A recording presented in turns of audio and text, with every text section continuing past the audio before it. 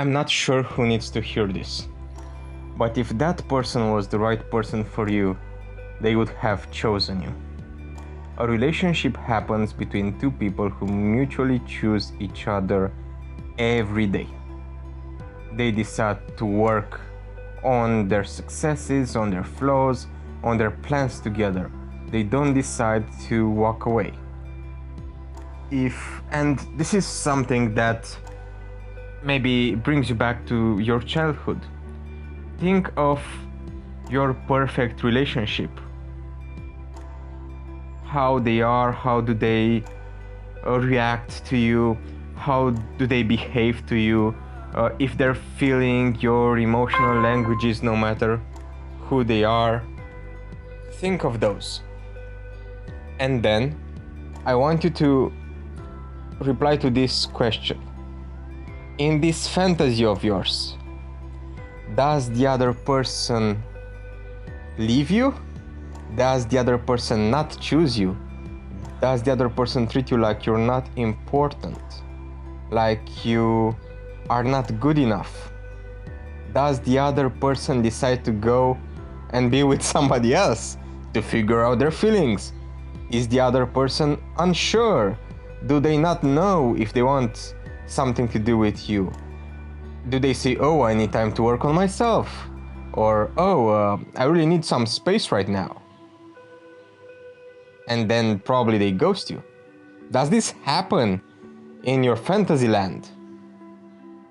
Well, if it does, you do have some issues. And you should talk with somebody with regards to that.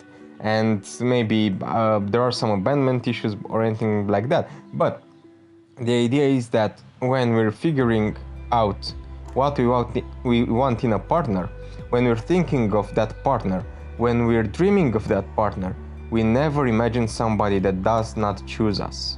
We imagine someone that is there through thick and thin, and with whom we share our completeness together.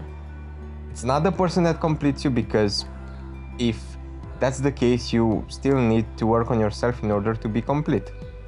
But it's the person who shares in your completeness, who shares your adventures, your passions, not necessarily doing the same things as you do, but supporting you all the way.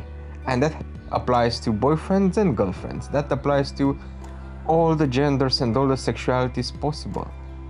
You need to be with a person that chooses you every day, with a person that's excited for you, with a person that tells you good job when you've done something extraordinary, with a person that's not afraid to tell you what's going on, what's wrong, or to communicate with you. You deserve to be with a person who opens up to you, a person who does not lie to you, a person who treats you like their equal and their partner, like you are as valuable as they are in their lives. You deserve nothing less and nothing more, because you don't want to be the sole focus of their attention. You don't want to be with somebody that's obsessed with you. You want to be with somebody who's complete, and that somebody should root for you, should be your best partner in crime, from lack of a better word. And I know that what I'm telling you is so easy to comprehend and full of cliches, because that's what the romantic idea of love is, right? It's a bunch of cliches being sewn together. But two people who trust each other, who have faith in each other, who do not lie to each other, who choose each other every day, they are mandatory for that relationship. Those are the only requirements, okay? Those are the only requirements that you should need and you should look for. Anything else is extra, it's a bonus, it's fine. And now, bringing us back to the first thought. How can you say that the person that did not choose you is the love of your life, or the best person for you, or the one for you? First of all, okay, I'm not buying the myth with the one, but that's beyond the point. The idea is, if that person would be the one, if that one would exist, don't you think they would choose you? Like, how can the one not choose you? This is ridiculous. Stop trying to find reasons to wait for them or to give them a motive to disrespect you, because this is disrespect.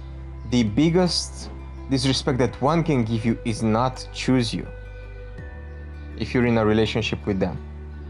If you're not, if it's in the beginning stage, like if you're just talking and they say, you know what, I don't feel it, I'm not attracted, like, it's fine.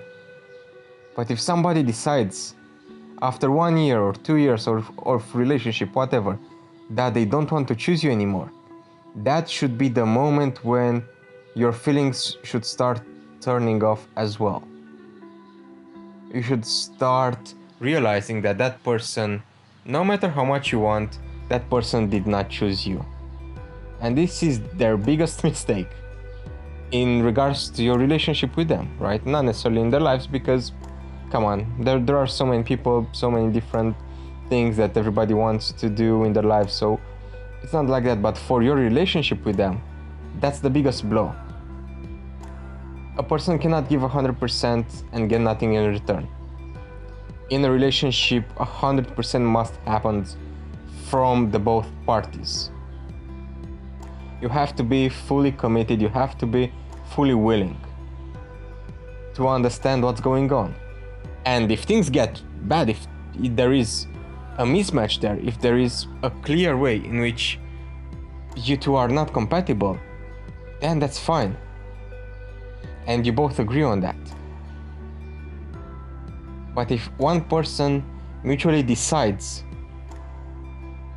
to change the terms of your relationship, to change how important you are in their lives, to change that the way they're treating you, stop giving them your love, because it's not placed in the wrong hands. It's not given to the right person. I'm hoping this helps you. I'm hoping this helps you accept what's happening to you. I'm hoping this helps you feel better. Feel like, okay, you know what? There is a reason why those things happen. There is a reason why heartbreak happens. There is a reason why I'm feeling this bad. And feel your feelings. If you're feeling like hell, admit it to yourself and be present with yourself. Be present with those feelings so that you can move on.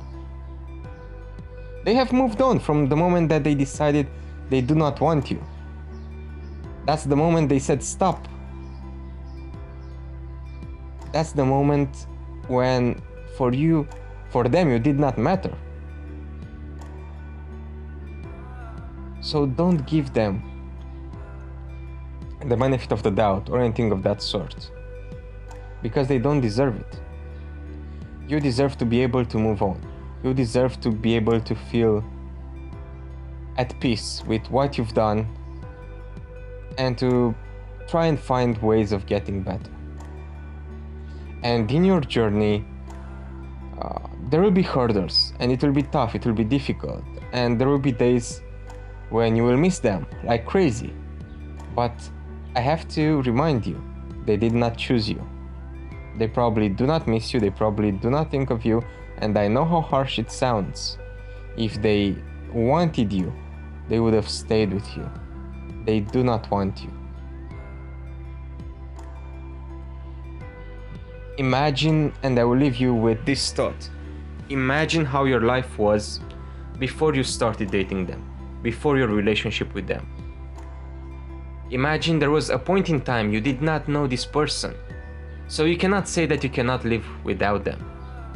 You were capable to be happy, to be fulfilled, to be growing without them being in your life. They went in your life, they enriched your life for a very good amount of time, and the memories are wonderful, but they did not choose you. So now look at you all living and, existing and thriving. You had a time before them and you will have a time after them. So make sure you're doing what is best for you. And in this journey, my heart goes to you. And everything will be alright. With this thought, thanks for listening, and we'll hear each other again soon.